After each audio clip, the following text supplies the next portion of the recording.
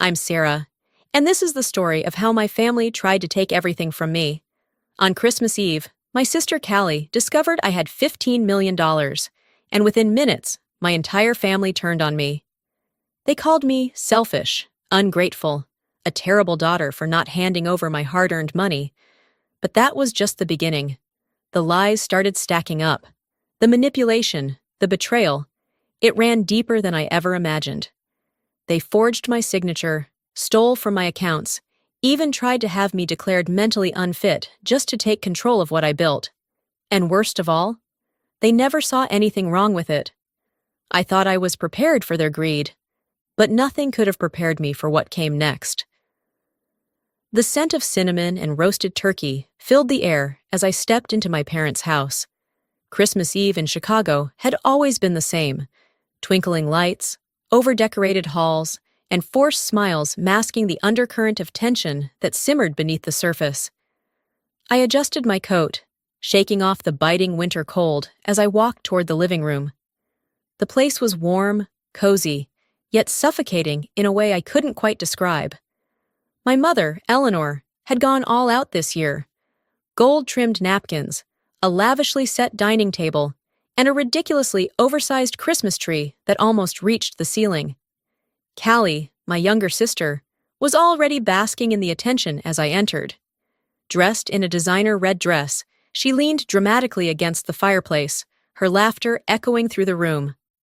"Oh my God, you wouldn't believe the deal I got on this bag," she gushed, holding up her newest luxury purchase. "It was on sale for $1,800. Can you believe that steal?" I forced a polite smile. Same old Callie, always flaunting, always needing the spotlight. "Hey, Sarah, glad you could make it," my father, Gregory, said, without looking up from his bourbon. "Of course," I replied, keeping my tone neutral. The night went as expected. Callie dominated the conversation. Mother fussed over her, and Dad sat back, sipping his drink, offering occasional nods of approval. I had long learned to blend into the background, but tonight there was something different.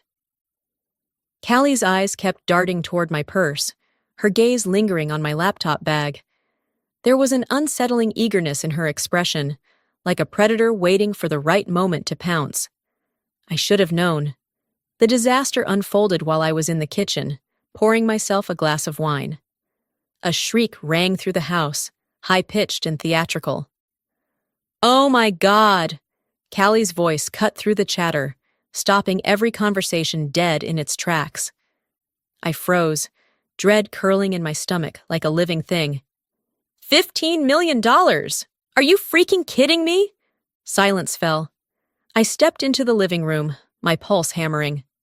All eyes were on Callie, who stood in the center of the room, clutching my laptop in her manicured hands.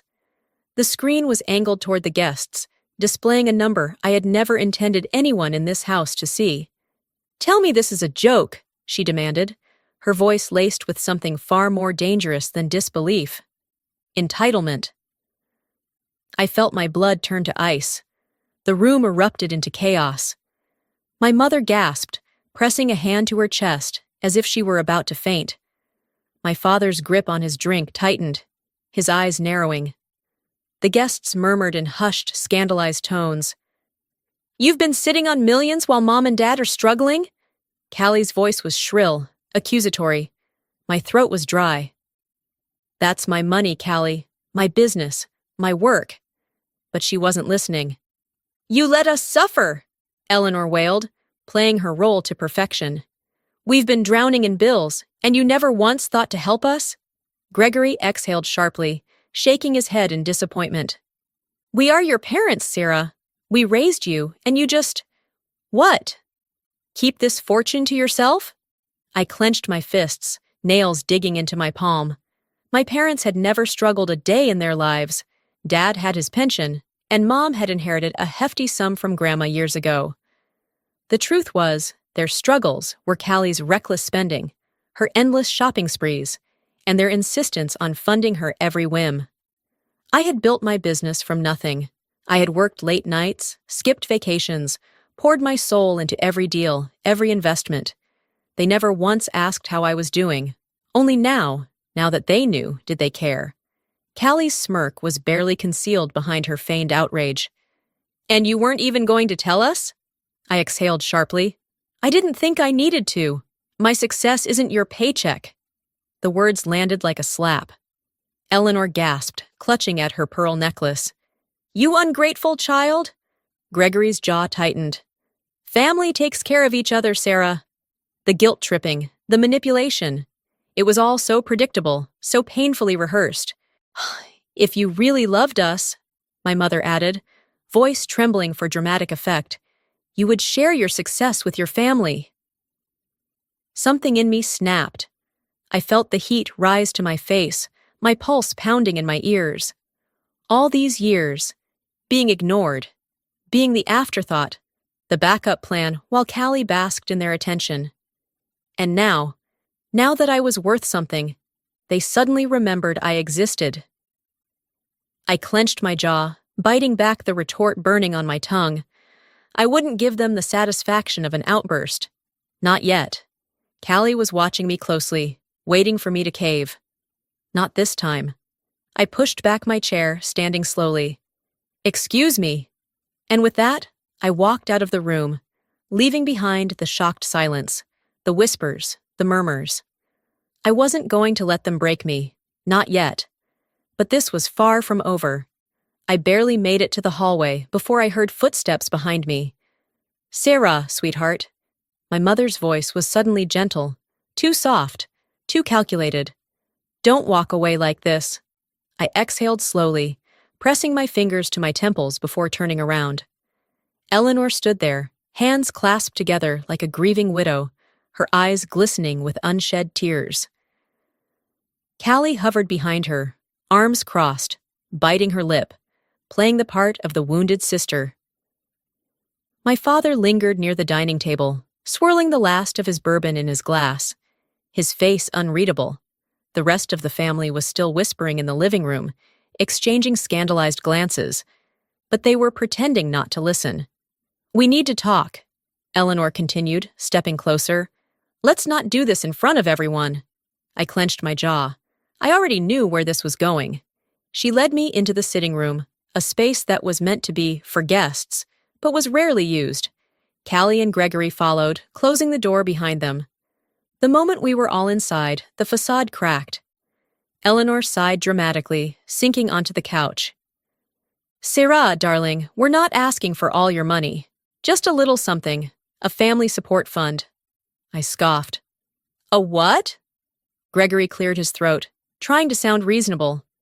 "You know, something fair. Maybe set aside a few million so we can all feel secure." My stomach twisted. They actually believed this was a rational request. "You mean so Callie can keep shopping and taking luxury vacations?" I snapped, crossing my arms. Callie gasped, her expression flickering between shock and insult. "Wow, Sarah, I didn't know you thought so little of me." I let out a bitter laugh. "I know you, Callie." Eleanor's face fell, her disappointment carefully rehearsed. "This isn't about Callie. It's about family, about us supporting each other." I stared at her, searching for any sign of sincerity. "Funny. You never seemed too worried about supporting me when I was struggling." She flinched, but recovered quickly, shaking her head. "That's not fair. We always did what we could." "Really? Where were you when I was working 3 jobs in college? When I had to take out loans just to survive? Where were you then?" Eleanor opened her mouth, but nothing came out. Gregory sighed, rubbing his temples. "We're not trying to start a fight here, but think about it, Sarah. You have $15 million. You could change our lives overnight." Callie nodded eagerly. "Exactly! You wouldn't even miss it." I felt my nails dig into my palm. "And if I say no?" Silence. Eleanor blinked, as if she hadn't considered that possibility. Gregory's grip on his glass tightened. Callie tilted her head, studying me like I was a puzzle she couldn't quite solve. Finally, my mother let out a long breath. "We just don't understand why you'd want to hoard all of that money when your family, your blood, could use some help. I let out a humorless laugh. Oh, so now we're talking about blood. Where was that blood when I was invisible for the last 15 years? Eleanor's lips pressed into a thin line. You're being cruel. No, Mom. I'm being honest. The tension in the room was suffocating, but I didn't back down. This wasn't just about money. This was about control. They never cared about my success until they realized it could benefit them. Gregory set his glass down with a thud. You need to think about this. I already have. I turned toward the door. And my answer is no. Eleanor made a wounded noise. Sarah! I walked out, my heart hammering. I expected them to follow me, to drag this out, but they didn't. They just sat there, stunned, as if they truly couldn't believe I was refusing them. Later that night, as I stood in the kitchen refilling my glass of wine, Callie appeared at my side.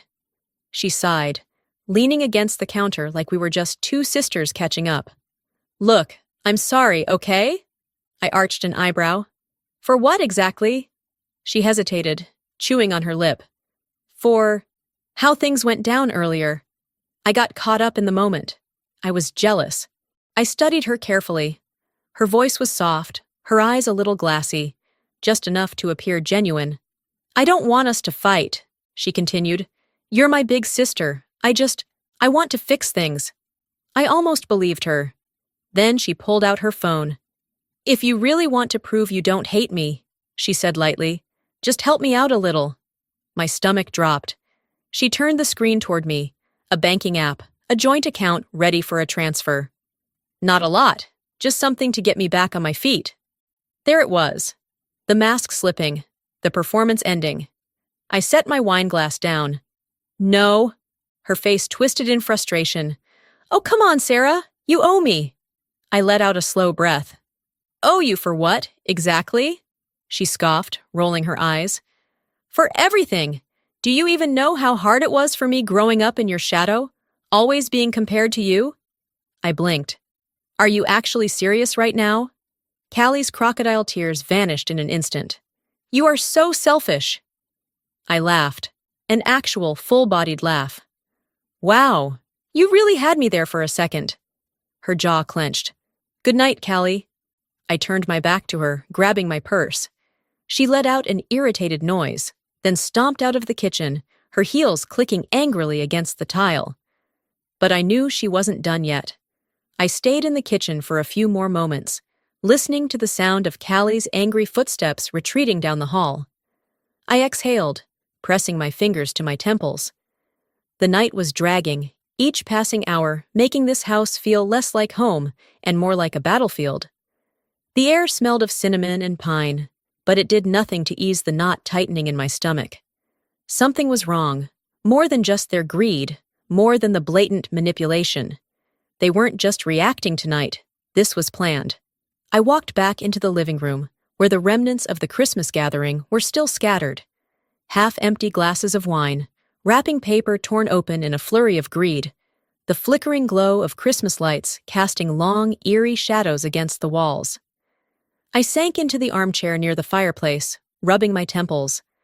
The weight of their accusations still clung to me. You let us struggle. If you really loved us, you would share. We are your family. I had spent years convincing myself that I had simply outgrown my family, that our distance was a natural result of adulthood, but tonight had proven something darker. They had never truly cared about me, only what I could give them. And yet, something still didn't sit right. Why had my parents switched so quickly from outrage to negotiation? They should have been furious, humiliated, insulted that I hadn't told them about my wealth. Instead, they had pivoted into damage control like seasoned politicians. I lifted my glass of wine to my lips, but froze. From the kitchen, hushed voices drifted into the living room. I set my glass down and strained to listen. My mother, speaking softly, but with a sharpness that made my stomach turn. We'll have to move quickly. A pause. A second voice, my father. His tone was low, controlled. She's being difficult. You should have waited, Eleanor. Another pause. She wasn't supposed to find out this way, but it doesn't change anything. Then I heard the words that made my breath catch. The lawyer is ready. A cold chill ran down my spine. Financial guardianship. Trust fund. Callie will handle the signatures. My hands curled into fists. I stood, moving toward the kitchen. I knew they would hear me if I got too close, but I had heard enough. This wasn't just guilt-tripping anymore. This was a planned financial takeover. I moved carefully through the hallway toward my mother's study. The door was slightly ajar, and the lamp inside cast a dim golden glow onto the carpet. I stepped inside, scanning the room. And then I saw it. A stack of papers, neatly arranged on her desk. My name was on them. I swallowed hard, stepping closer. The words at the top of the page made my stomach lurch. Vaughn Family Trust Agreement. I skimmed through the legal jargon, my pulse pounding. Trust managers. Eleanor Vaughn, Callie Vaughn. Beneficiary, Sarah Vaughn. I flipped through the next page, my hands trembling. At the bottom, next to a space labeled signature, there was a neatly drawn line. I had never seen this document before, but they were planning for me to sign it. And if I didn't? My stomach twisted. They were going to find a way to take control of my assets, with or without my consent. The words from the kitchen rang in my ears. The lawyer is ready. I gritted my teeth, rage bubbling under my skin. They weren't just asking me to share. They were trying to take everything. A movement at the door made me spin around. Gregory stood there, frozen. His eyes flickered to the papers in my hand, and in that split second, I saw it. The guilt. The realization that I had caught them too soon. I held up the papers, my voice dangerously calm. What? The hell is this? He didn't answer at first, just let out a long sigh, rubbing his temples like I was the problem. It's for the best, sweetheart, he finally said, stepping inside. You don't understand what's good for you. I let out a sharp, humorless laugh. The best? For who? Gregory closed the door behind him. You're young. You don't know how unpredictable money can be. I narrowed my eyes. That's interesting, because I built my entire career on knowing exactly how to manage it. His jaw tightened, but before he could respond, a soft click sounded behind him. Eleanor stepped into the room, her expression unreadable. You weren't supposed to see that yet. I stared at her, searching for some sign that this was a mistake, that she had simply made a poor choice, that she wasn't actively conspiring against me. But there was nothing. No remorse. No regret. Just calculation. I swallowed down the lump rising in my throat. How long have you been planning this? Eleanor's expression didn't waver. This isn't about taking from you, Sarah. It's about protecting you. I clenched my jaw. Right. Because nothing says protection like secretly trying to steal legal control over my assets. Eleanor sighed, tilting her head slightly. You're too emotional about this, I laughed. Too emotional? Callie's voice drifted from the hallway. She's always been paranoid. It's exhausting. I turned sharply to see her standing just outside the door, arms crossed, looking thoroughly unimpressed. She smirked. Honestly, Sarah, why are you making this such a big deal? It's not like we were going to leave you with nothing. I gripped the papers tighter, my hands shaking. There was no way out of this conversation that wouldn't turn into a full-blown war. So I made a decision. I walked past Gregory, past Eleanor, past Callie. I pushed open the study door and stepped out into the hallway. Callie laughed behind me. Oh, don't be so dramatic. I stopped in my tracks, turned slightly. Dramatic? I met her gaze, my own calm and steady. This is the last time you try to steal from me. And with that, I left them standing there, my mind already forming the next move. If they wanted a fight, I was ready to give them one. I barely slept. Every time I closed my eyes, I saw the signatures on that trust agreement, the carefully orchestrated betrayal hiding beneath my mother's saccharine voice, Callie's smug little smirk when she thought she had won. But this wasn't over. I woke up to the sound of my phone vibrating aggressively on my nightstand. I groaned, rolling over, my head pounding from the exhaustion of the night before. The screen was filled with missed calls, dozens of them, messages, voicemails, notifications piling up like a digital avalanche. Something was wrong. I sat up, rubbing the sleep from my eyes. The pit in my stomach grew as I swiped through my notifications. Imogen Clark, 17 missed calls, Imogen Clark. Incoming call. I barely had time to answer before her panicked voice hit me. You need to check Callie's Instagram, now! My stomach dropped. What did she do? I asked, already pulling up the app, dreading the answer. Imogen hesitated. It's bad, Sarah. She really went for it. I clicked on Callie's profile, and there it was. A long, teary-eyed post, the kind designed to rake in as much sympathy as possible. I never wanted to do this, but I can't stay silent anymore. My heart is broken. My own sister, my own blood, has abandoned us in our time of need. We never asked for millions, never demanded anything. We only wanted love and support. But money changes people. I just wish my sister could remember where she came from. My breath hitched. Oh, she was good. The post had already racked up thousands of likes, comments flooding in faster than I could scroll. She sounds selfish AF. If I had millions, my family wouldn't have to ask. Shame on her. Callie, stay strong, girl. You don't need toxic people in your life, even if they're family. Damn, some people get rich and forget who helped them get there. My fingers tightened around the phone as I scrolled through the replies. Then I saw the worst part. Eleanor Vaughn, my own mother, had left a comment.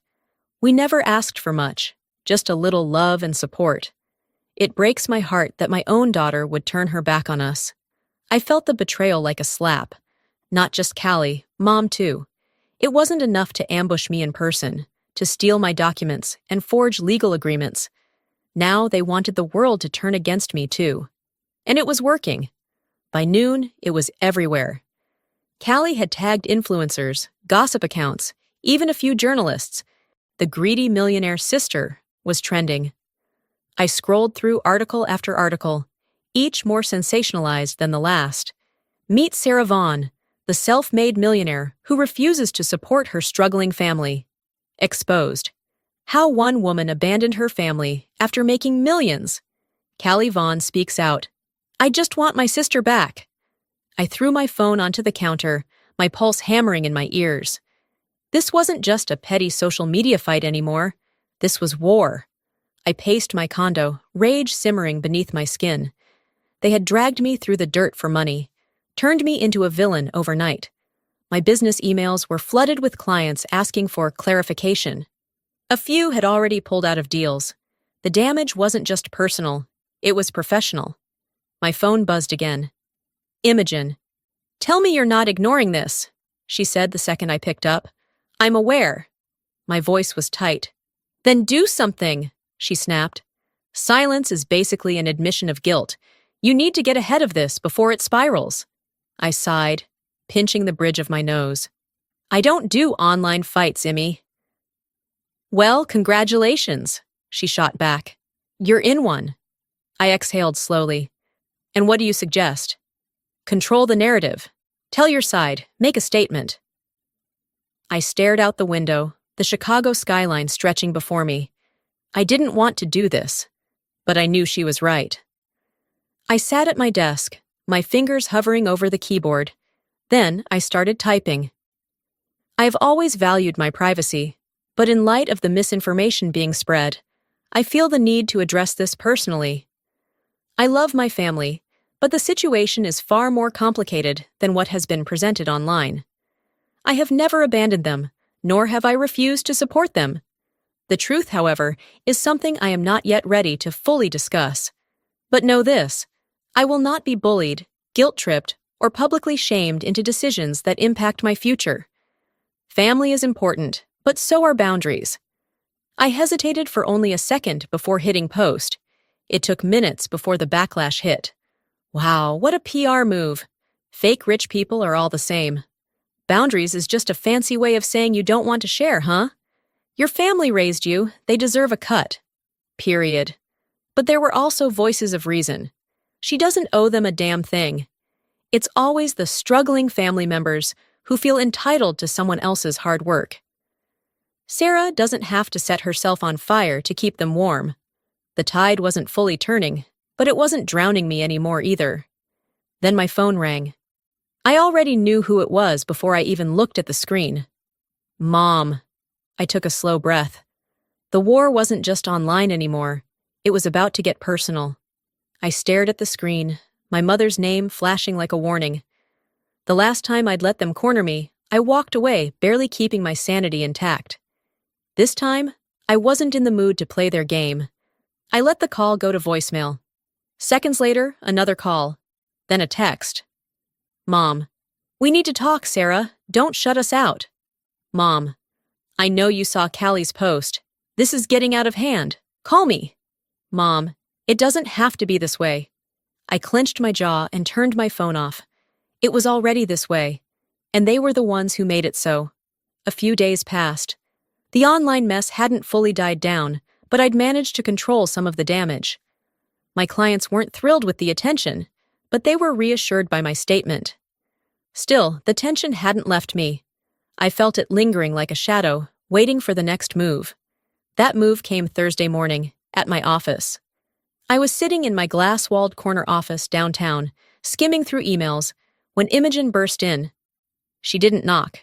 That alone told me something was wrong. They're here, she said out of breath. I frowned. Who? She didn't need to answer. I already knew. I stood, straightening my blazer. Did they have an appointment? Imogen's lips pressed into a thin line. They said they did. Of course they did. I stepped out of my office and into the reception area, where Gregory, Eleanor, and Callie were sitting as if this was a friendly drop-in. Callie was scrolling through her phone, legs crossed, looking utterly unbothered. My father was casually flipping through a magazine, as if he wasn't plotting ways to control my life. My mother. She was sitting there with an expression carefully crafted for maximum pity. She looked up, a soft, motherly smile in place. Sierra, sweetheart. I exhaled slowly. What are you doing here? Gregory stood, adjusting his suit jacket. We just want to talk. No pressure. I folded my arms. That's funny, because the last time you wanted to talk, you were trying to steal my assets. Callie clicked her tongue. God, Sierra, are you ever going to let that go? I turned my glare on her. No. Eleanor sighed, as if I was exhausting her.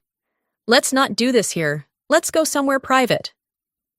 I laughed, low and humorless. Not a chance. Gregory motioned to my office. Then at least hear us out. That's all we ask. I should have told them to leave right then and there, but I needed to hear what they were planning. So I turned to Imogen. Give us 10 minutes. If they're not gone by then, call security. Callie snorted. Oh, come on, Sarah. You're not really gonna act like we're trespassers. I met her eyes, deadpan. You are trespassers. And with that, I walked into my office, fully aware that I was inviting a pack of wolves into my den. Eleanor sat first, smoothing her dress, eyes darting around like she was mentally cataloging everything I owned. Callie made herself at home, lounging in the chair like she belonged there. Gregory, as always, played the role of the reasonable one. He was the first to speak. You've been through a lot this week, he said, voice even. We just want to help. I leaned back, unimpressed. That's new. Since when have you ever wanted to help me? Eleanor gave me a wounded look. Sierra, don't be like this. I ignored her and turned to Gregory. Say what you came to say. He nodded and reached into his briefcase, sliding a document across the desk. I didn't pick it up. What is this? I asked. Eleanor smiled, too sweet. Just something to ease your burden. I finally glanced down. Financial Management Assistance Agreement. I laughed, sharp and cold. You want me to sign over my company? Gregory's expression didn't change. Of course not. Callie smirked. We just want to help manage things, you know, as a family. I exhaled through my nose, looking at the document again.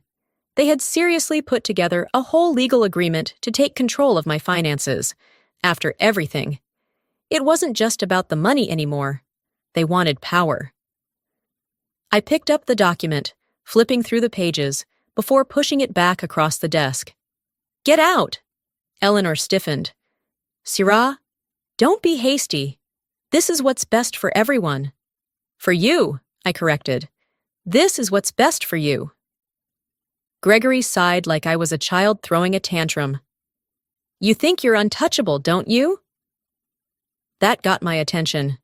I tilted my head. "Come again?" Callie leaned forward, resting her elbows on my desk. "If you're not with us, you're against us." I clenched my jaw. "I don't negotiate with scammers." Callie's eyes darkened. "Careful, Sarah." I stood, my chair scraping against the floor. "Get out, now." Eleanor's expression shifted instantly. The warmth drained from her eyes, replaced with something sharp, cold. She stood, smoothing her dress, then met my gaze with a slow smile. "You're making a big mistake, Syrah." Gregory nodded in agreement.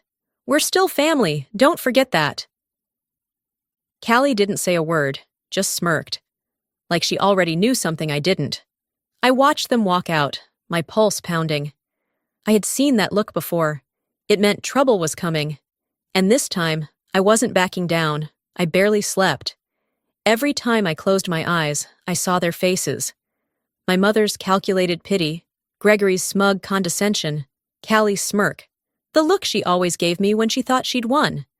But this time, she hadn't won. I wouldn't let her. The next morning, I woke to the sound of my phone vibrating aggressively on the nightstand. Imogen Clark, 5 missed calls. Imogen Clark, incoming call, I answered groggily. "Immy?" Her voice was sharp, urgent. "Check your bank account." I sat up fast, my pulse spiking. "What?" "Just do it." I threw the blankets off and grabbed my laptop from the desk, fingers shaking as I logged in. And then I saw it. $250,000. Gone. I sucked in a breath. My stomach twisted violently. Callie. There was no other explanation. I scrolled through the transaction details. The money had been transferred to a new account under my name. Except, I hadn't opened any new accounts. My heart pounded. She had forged my authorization. This wasn't manipulation. This wasn't gaslighting.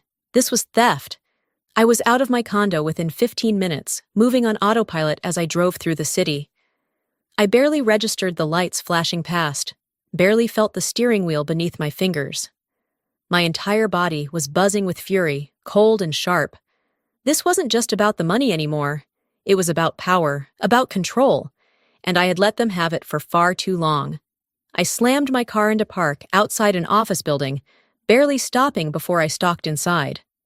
A receptionist looked up, startled. "Ms. Vaughn?" "I need to see Dominic Hale," I said tightly. Dominic Hale was not the kind of man you called unless you were serious about burning bridges. He was my former mentor, an old-school power player, someone who had built his name on ruining people who thought they were untouchable. And today, I was handing him my family on a silver platter. He leaned back in his chair, studying me with a slow, amused smile. "Well, well, if it isn't my favorite former protege." I dropped into the chair opposite him, sliding the bank statements across the desk. "I need to take my family down." Dominic's smile widened slightly. He picked up the papers, scanning them, then whistled. "That's bold, even for them." "Callie forged my signature," I said flatly. "She stole from me." His eyebrows lifted slightly. "And let me guess, this isn't the worst of it?" I exhaled slowly, forcing myself to stay calm. "It's not." I pulled out another stack of documents, the ones I had found in my mother's study, the preliminary paperwork she had filed, the paperwork that would allow her to legally claim that I was mentally unfit to manage my own finances. Dominic's expression shifted. The amusement vanished, replaced by something far sharper. He read the pages carefully. When he finished, he placed them down and met my gaze. "You know what this means, don't you?" he said quietly. I nodded once. They weren't just trying to guilt me into giving them money. They were trying to take everything. Dominic tapped the papers. They planned this for months, maybe longer. I swallowed hard. I shouldn't have been surprised, but somehow I still was. Dominic leaned forward, resting his elbows on the desk. So, do you want to play nice? His lips curled slightly. Or do you want to destroy them? I met his eyes, my pulse steady. I want them to regret ever thinking they could control me. Dominic grinned. Now that's what I like to hear. I barely had time to breathe. The rage from my meeting with Dominic was still fresh, still simmering beneath my skin like a fire I couldn't put out. I had spent the night sifting through legal documents, tracing every fraudulent move my family had made, my hands shaking with exhaustion and fury.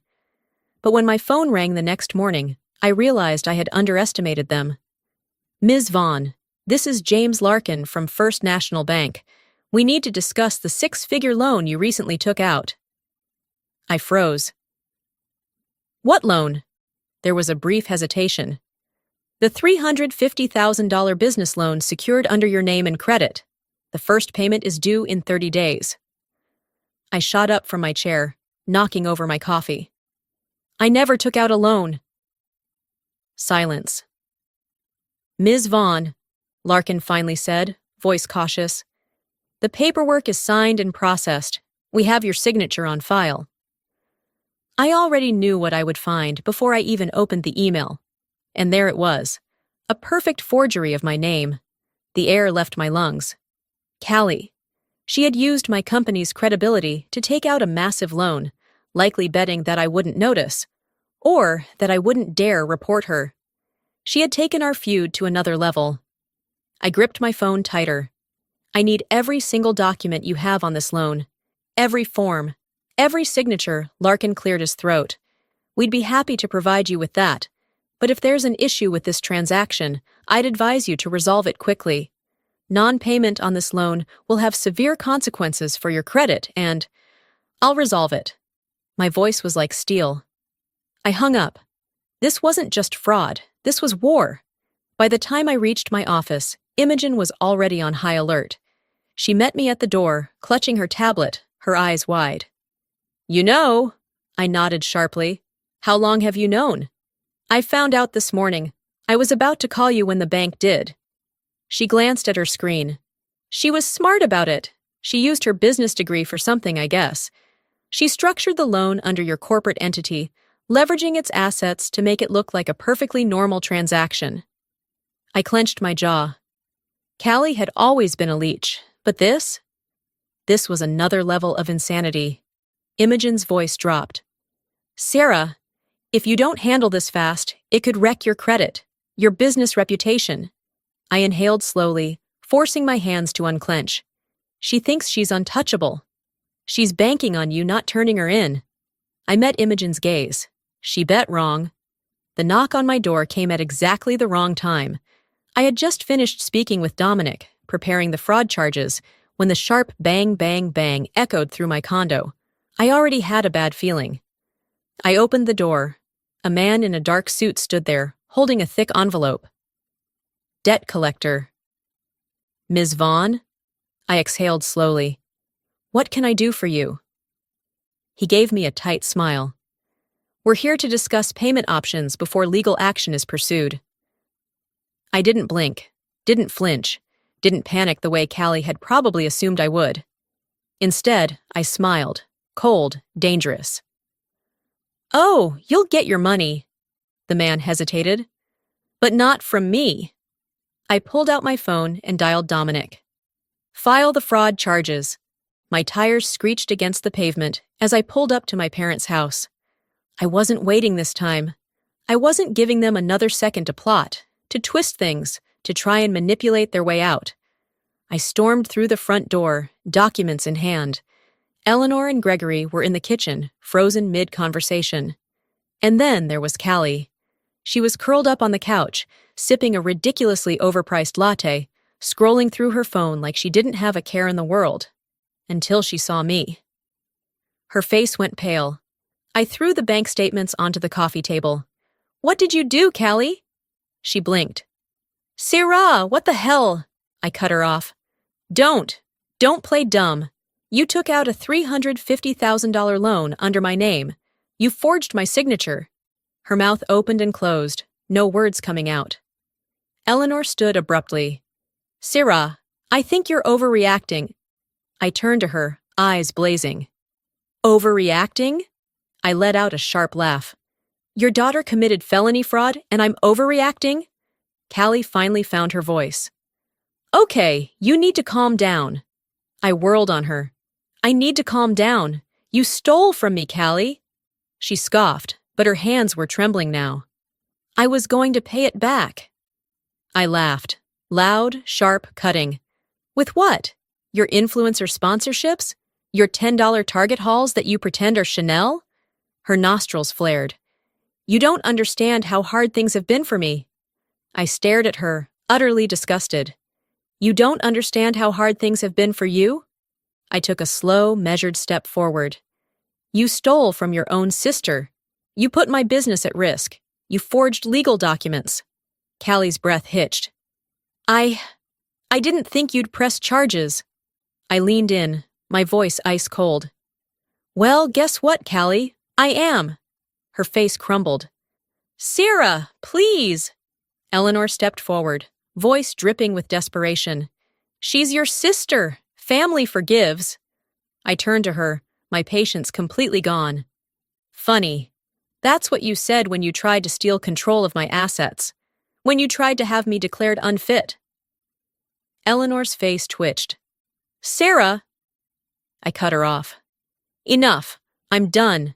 You have 1 hour to get Callie a lawyer, because I'm pressing charges. And this time? I met Callie's tear-streaked gaze. You don't get to cry your way out of this. A month had passed.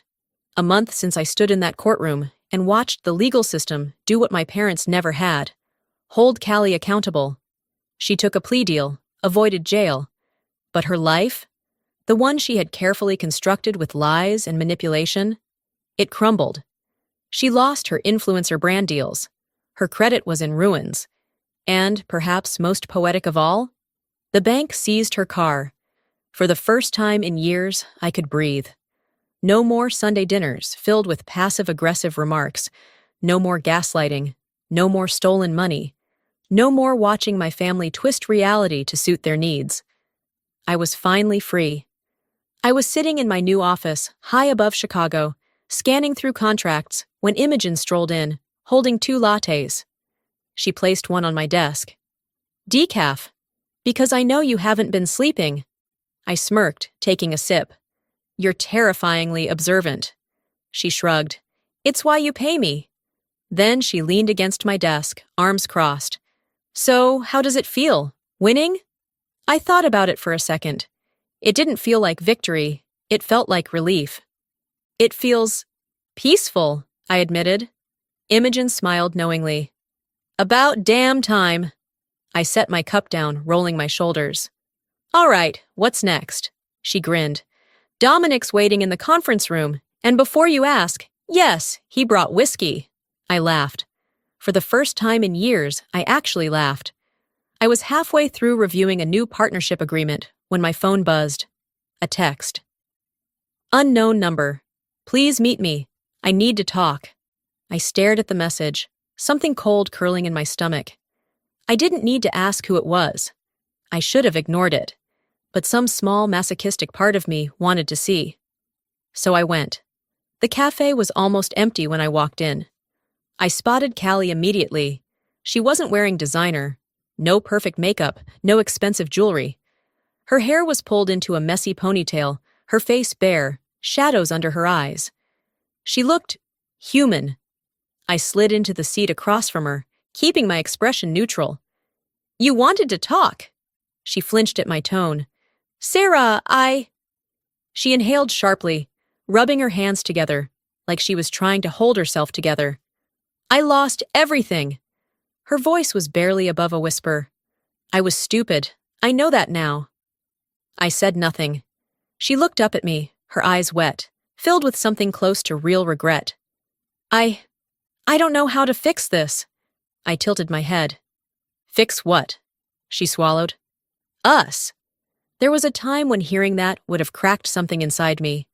But now I felt nothing. Not hate, not anger, not even pity, just detachment. Callie reached across the table, her fingers barely brushing mine. Please, Sarah. I pulled away gently. Some things can't be fixed, Callie. Tears slipped down her face. I don't have anyone else. I exhaled slowly, then stood. I pulled a 20 from my wallet, dropping it on the table, enough to cover her coffee. That's not my problem anymore. Then I walked away. And this time, I didn't look back. That night, I sat in my apartment, sipping wine, staring out at the city. My phone buzzed. Dominic, dinner tomorrow? I smiled. For once, I was excited about the future. As I sit here now, looking back at everything I've been through, I realize one thing. Family isn't about blood. It's about respect. It's about boundaries. For years, I believed that if I gave enough, if I forgave enough, if I sacrificed enough, my family would love me the way I deserved. But here's the truth. Some people only love you when you're easy to control. It took losing everything and rebuilding from scratch to understand that I never owed them my success, my money, or my loyalty. I owed myself the chance to live without their weight dragging me down. And maybe you're watching this right now, feeling the same way. Maybe you have family members who manipulate, who guilt you into believing their problems are yours to fix. But let me tell you this. You do not have to set yourself on fire to keep others warm. Your success, it's yours. Your peace, it's yours. Your happiness, it belongs to you, not to the people who only show up when they want something. So tell me, have you ever had to walk away from someone you loved for the sake of your own sanity? Let me know in the comments. Drop a 1 if this story resonated with you, or tell me where you're watching from. And if you want more real, raw stories like this, make sure to hit that subscribe button and turn on notifications. You won't want to miss what's coming next, because sometimes the best thing you can do for yourself is finally let go.